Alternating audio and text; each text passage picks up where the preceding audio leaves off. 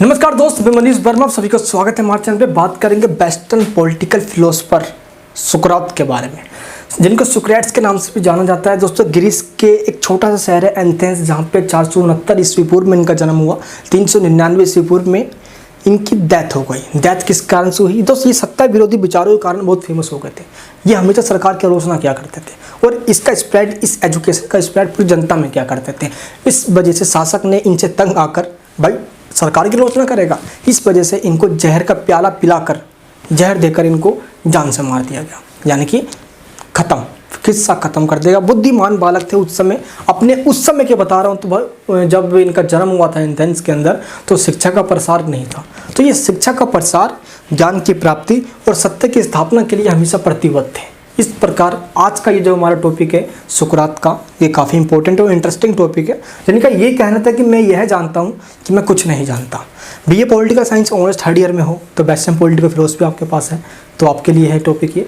And अगर UPSC या preparation कर रहे हो भाई, अगर आपके पास ऑप्शनल पॉलिटिकल साइंस है, तो आज का ये वीडियो आपके लिए है। वेस्टर्न पॉलिटिकल थॉट्स के अंदर हम दोस्त सुकरात, उसके बाद इनके जो शिष्य रहे प्लेटो, फिर प्लेटो के शिष्य रहे कौन? एरिस्टोटल यानी कि अरस्तु, फिर उनके शिष्य रहे सिकंदर, फिर हम तमाम जितने वेस्टर्न पॉलिटिकल फिलोसफर्स रहे उनके बारे में हम दोस्त इस सीरीज़ के अंदर चर्चा करेंगे।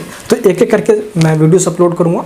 आप सभी का प्यार मिला तो मैं सारी वीडियोस अपलोड करूँगा दोस्त, एक एक सब्जेक्ट की, टेंशन मत लेना आप सभी लोग। चलिए, सुकरात के बारे में हमें ज़्यादा जानकारी इसलिए नहीं मिलती क्योंकि सुकरात ने अपने बारे में खुद कोई पुस्तक तो नहीं लिखी, लेकिन इनके जो शिष्य हैं जैसे कि जेनोफोन हो गए एंड प्लेटो हो गए, जैसे प्लेटो की पुस्तक रिपब्लिक हो गई या दोस्तों सिम्पोजियम हो गई, तो इन सभी पुस्तक के अंदर इनके शिष्यों ने ही बताया है, लेकिन इन्होंने खुद अपने पुस्तक में कुछ नहीं लिखा।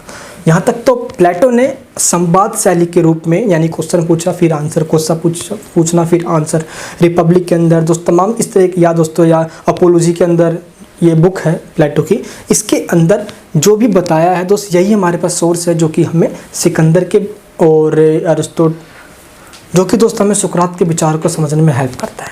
चलिए, अब हम एक एक समझते हैं पहले सुकरात के बारे में, जिसका जन्म 469 ईस्वी पूर्व के अंदर कहाँ पे हुआ था? एथेंस में हुआ था। ग्रीस का एक छोटा सा शहर है एथेंस, और यहाँ पे जो बुद्धिमान लोग हैं उनमें से एक बंदा था जो कि सुकरात है। ये बड़ा फेमस था पूरे एथेंस के अंदर। दिखने में दोस्तों ये काफ़ी मतलब कि चौड़ा था, देख सकते हो आप इसकी फेस भी। प्लेटो ने अपनी बुक है सिम्पोजियम, इसमें काफ़ी इंटरेस्टिंग बात बताई है कि ये दिखने में काफ़ी चौड़ा था, अट्रैक्शन नहीं था लोगों का इसके प्रति, यानी कि नाक चौड़ी थी, आंख छोटी थी, है ना, कद छोटा था, गिट्ठा सा बद्दा सा लगता देखने में, मतलब इतना तो अट्रैक्टिव नहीं था कि लोग इसको देखते ही बोले अरे भाई क्या अच्छा इंसान है। नहीं, ये अपने विचारों से लोगों को अपने तरफ अट्रैक्टिव करता था, वरना दिखने में इस तरीके से ये बंदा ऐसा नहीं था। ये बात प्लेटो ने इसलिए बताई, जैसा कि आज हम देखते हैं कोई मतलब कि अच्छा इंसान मतलब कि दिखने में खूबसूरत हो, सुंदर, तो अरे भाई क्या जा रही है यार, और छोटा कपड़ा पहने तो और देखने लग जाएंगे। सोसाइटी हमारी मेंटलिटी। तो इसी तरीके से उस समय ये बात बताई गई कि इसके पास तो ऐसा कुछ था ना भाई, सुंदरता वो ये वो, बट इसकी जो विचार थी उस समय क्रांति ला कर रख दी थी, जिसके वजह से ही इसको क्या जहर दे के मारा गया। अब हम पहले समझते हैं जीवनी इसकी क्या रही, किस तरीके से रही, जिसमें पहले हम ये जानेंगे कि अर्ली लाइफ इनका कैसे रहा। दोस्तों, इनके पिता का नाम था सोफ्रोनिकस एंड इनके जो मम्मी थी, जो माता थी, उनका नाम था दोस्तों फेनरेट। एंड इनके जब शादी हुई किससे? एंथिपे से, तो इनके 3 बच्चे हुए। तीनों बच्चे तो हो गए, लेकिन बीवी से हमेशा अनबन रहते थे एंथिपे, क्योंकि मतलब कि कहते नहीं किसी को जिसको अच्छी पत्नियां मिल जाए तो लाइफ संवर जाती है, लेकिन सुकरात के साथ कोई ऐसा नहीं था, क्योंकि इसकी जो बीवी थी दोस्त वो उस तरीके से नहीं थी, बनती नहीं थी, लड़ते रहते आपस में। ये सारी बात सुकरात ने खुद कही है।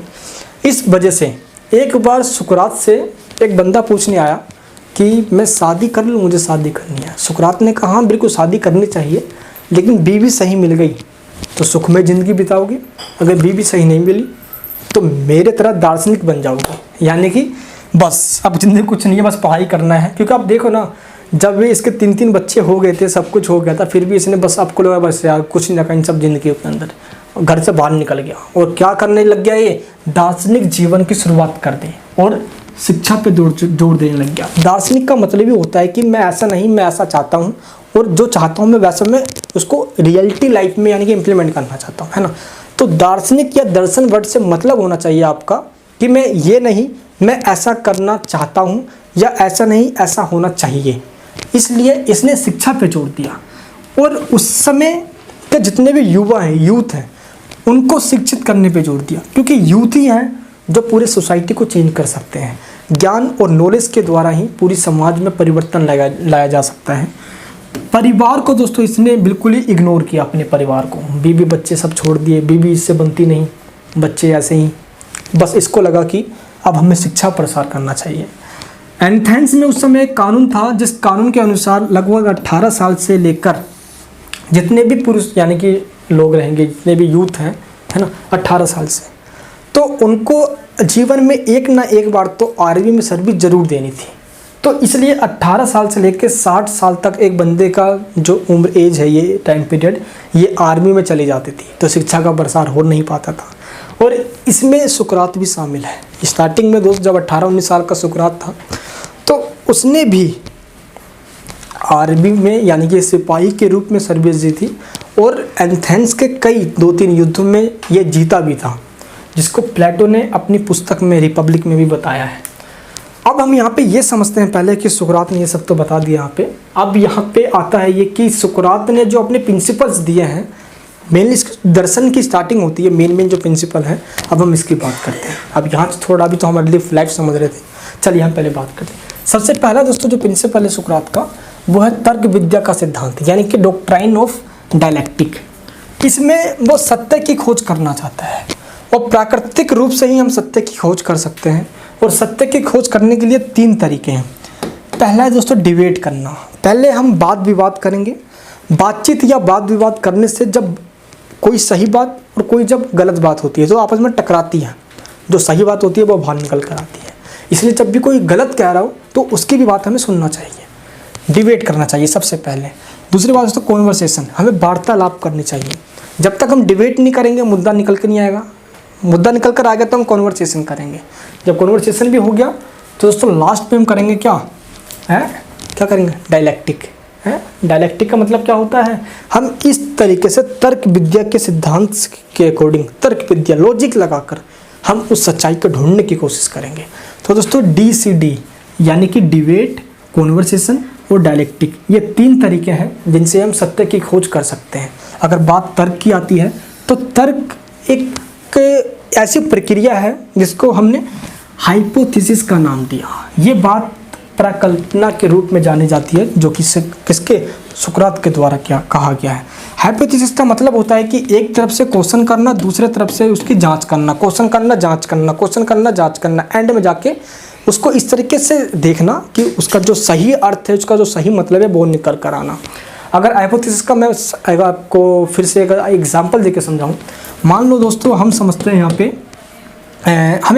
मुझे मतलब नहीं पता है डेमोक्रेसी का, और डेमोक्रेसी यानी कि लोकतंत्र का मतलब क्या होता है, इसके ऊपर आपका भी क्वेश्चन, आप अपने ही विचार दे सकते हो, दूसरा बंदा ही विचार देगा। मैंने क्वेश्चन किया, आप आंसर दोगे, दूसरा क्वेश्चन करेगा, आप आंसर दोगे।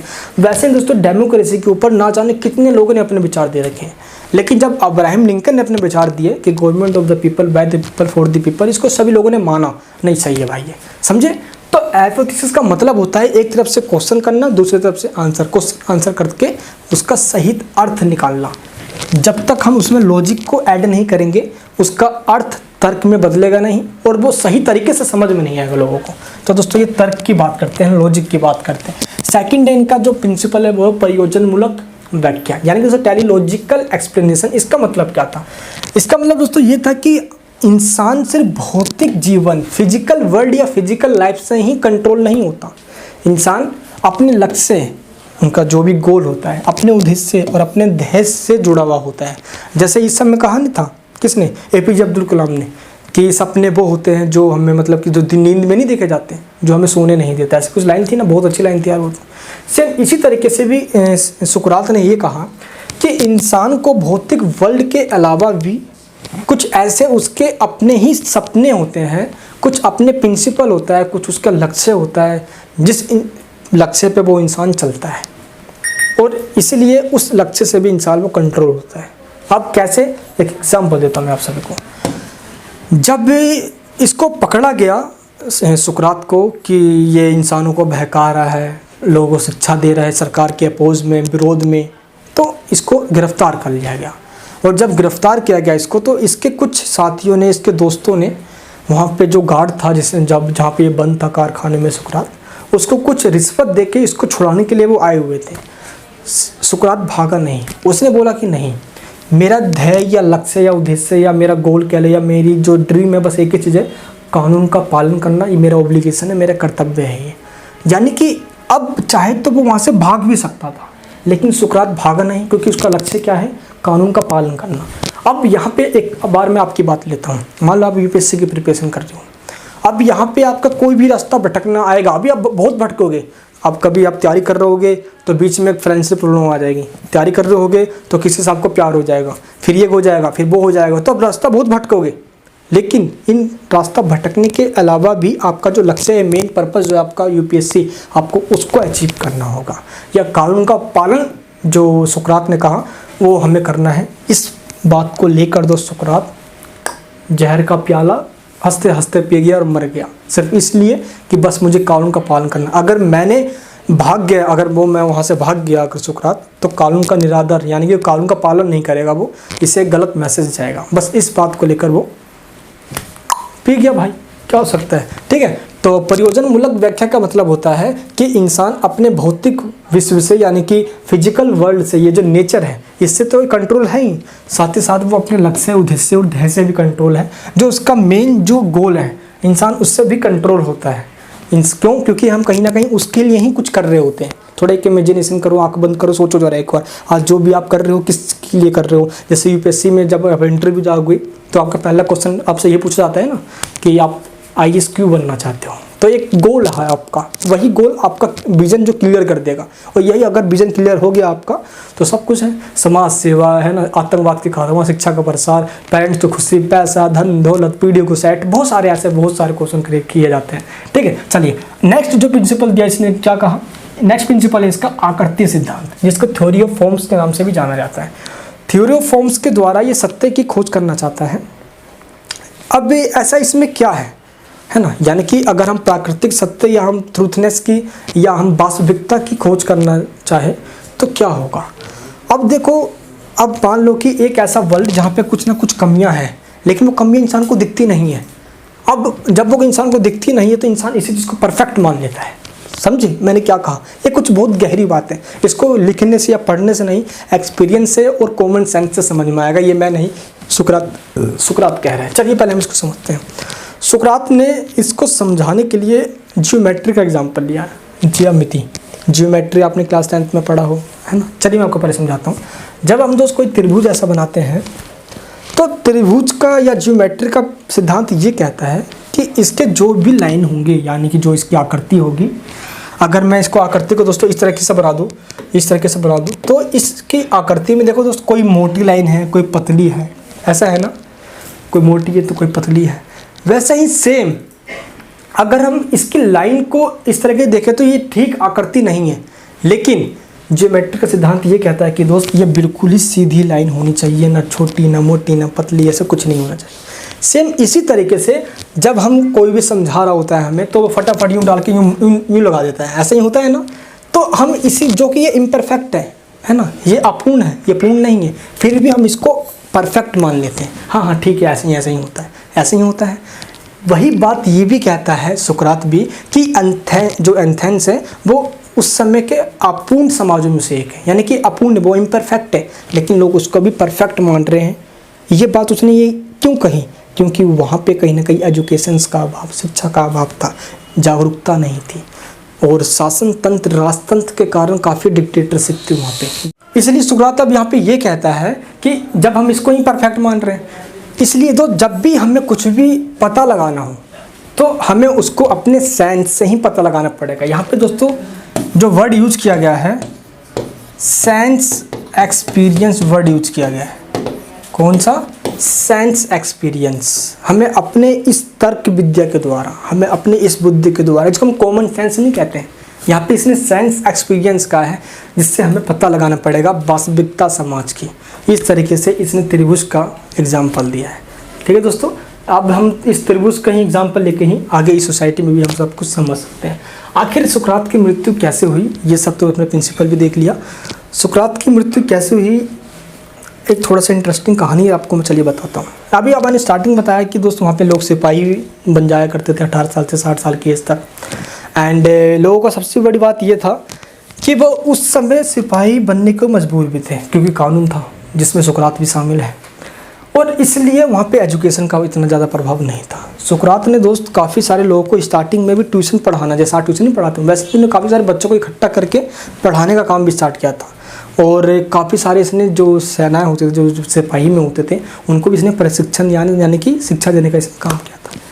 तो यहीं से तो इसने स्टार्टिंग कर दी थी। लेकिन दोस्तों ऐसा भी कहा गया प्लेटो की बुक के अंदर कि समय जब ये गली में जाया करता था तो कोई भी इसको मिलने पकड़ के शासक के यानी कि राजा की आलोचना करना, सरकार की कमियों को बताना, ये सारी बातें बताया करता था।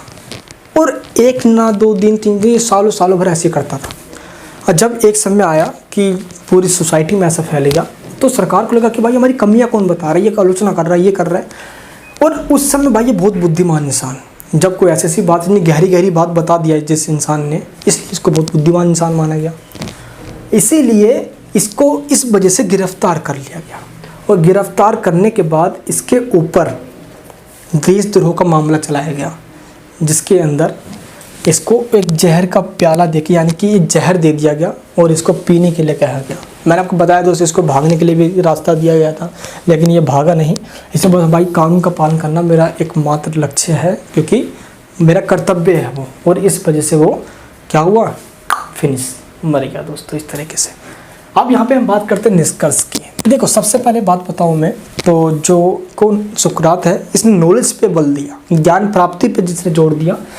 इसने दोस्तों गुड यानी कि सत्य जो है ये ज्ञान का प्रतीक है।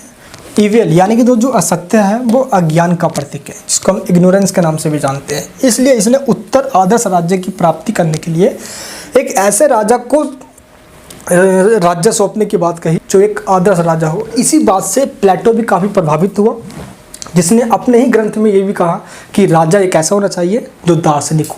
यानी कि दार्शनिक राजा की बात किसने, सुकरात ने करी थी। उत्तम आदर्श राज्य यानी कि दार्शनिक राजा के हाथ में सत्ता सौंपना जो सभी गुरु से भरा हो।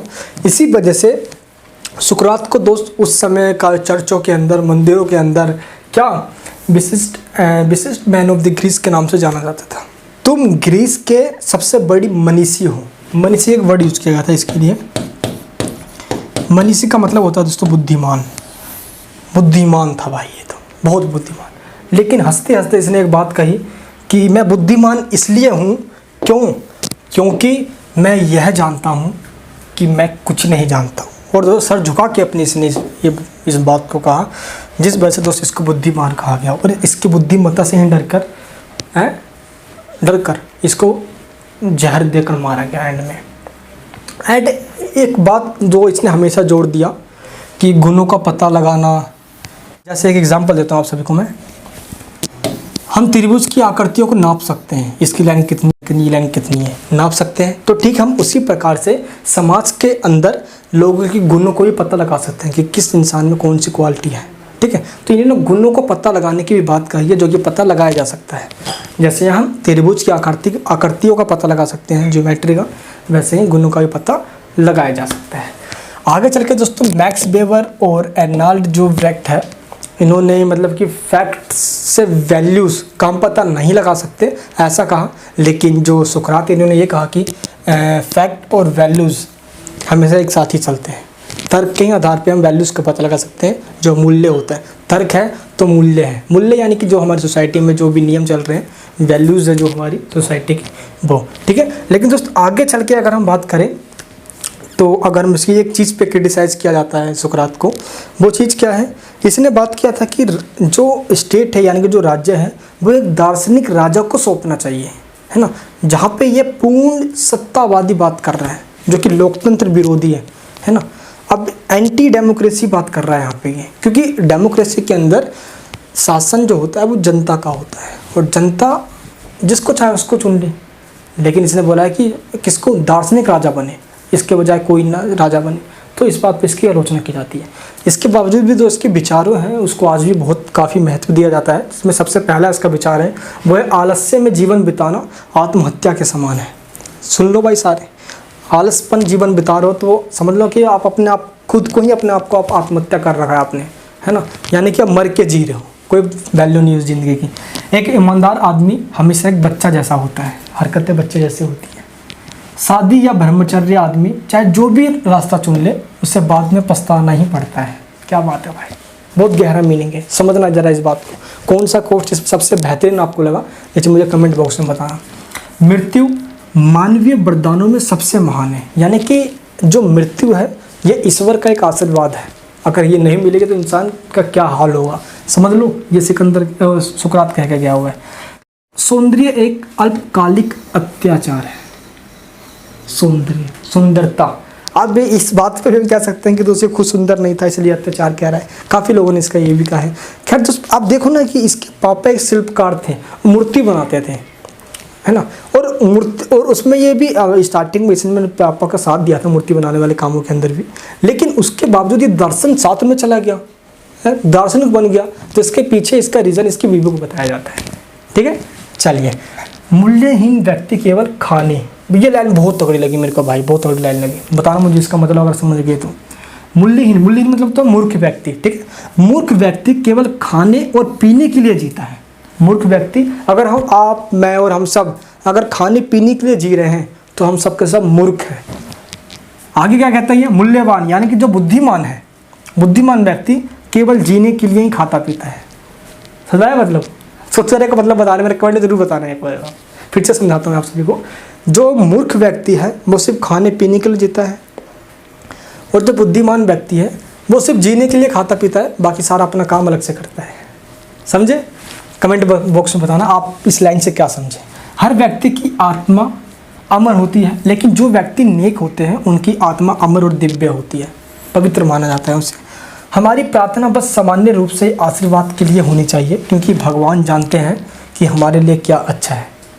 हम बोलते नहीं है भगवान ये करो, भगवान मेरे लिए वो कर दो, वो कर दो, तो हम अपने लिए अच्छा ना मांगे भगवान से, क्योंकि भगवान जानते हैं कि हमारे लिए क्या अच्छा है।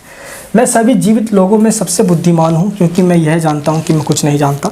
ये सबसे फेमस लाइन मानी जाती है सुकरात की। ठीक है, जहाँ तक मेरा सवाल है, मैं बस इतना ही जानता हूँ कि मैं कुछ नहीं जानता। और इस तरीके से दोस्त, मैं भी इतना ही जानता हूँ कि मैं इतना जानता हूँ कि आप चैनल को सब्सक्राइब करोगे, बेल आइकन ऑन करोगे, और वीडियो को लाइक करके इस वीडियो को सब जगह शेयर करोगे। ये वीडियो आपको कैसे लगी दोस्त? फर्स्ट वीडियो है मेरी वेस्टर्न पॉलिटिकल थॉट्स के ऊपर। मैं ऐसे वीडियो पूरी सीरीज़ में डालने वाला हूँ। सुकरात के बारे में बहुत ज़्यादा कुछ भी नहीं पता, जितने भी मतलब कि जो प्लेटो की बुक्स है जिसमें थोड़ा थोड़ा प्रिंसिपल इसके बारे में बताया गया है, बट इतना ही इसके बाद ख़त्म है। ठीक है, अब हम बात करेंगे प्लेटो के बारे में, जिसके मतलब कि सबसे मेन टॉपिक प्लेटो है, जिस चाहे उसका न्याय सिद्धांत हो या साम्यवादी का सिद्धांत हो, है ना, बहुत मेन प्रिंसिपल इसने दिए हैं हमारे पास, और इस प्रिंसिपल को आज भी इस वर्ल्ड में बहुत माना जाता है। ठीक है, चल दोस्तों, नेक्स्ट क्लास के अंदर बात करेंगे प्लेटो के बारे में। आज की क्लास कैसे लगी मुझे कमेंट बॉक्स में जरूर बताना। चैनल पर अभी नए हो तो सब्सक्राइब करके बेल आइकन ऑन कर लेना, नई वीडियो आएगी आपके पास नोटिफिकेशन आ जाएगा। मिलूंगा नेक्स्ट वीडियो के अंदर। जय हिंद।